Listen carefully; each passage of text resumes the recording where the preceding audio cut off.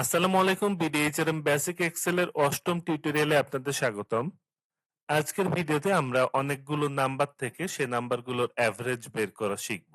স্ক্রিনে আমরা একটি ডেটা সেট দেখতে পাচ্ছি। এই ডেটা সেটগুলোর এভারেজ বের করার জন্য আমরা যেখানে রেজাল্ট চাই সেখানে সমান চিহ্ন দিয়ে কিবোর্ড থেকে টাইপ করব AVERAGE অর্থাৎ এভারেজ। এভারেজ টাইপ করলে আমরা ৪ টি ফাংশন পাবো। Average, average A, average if, average ifs.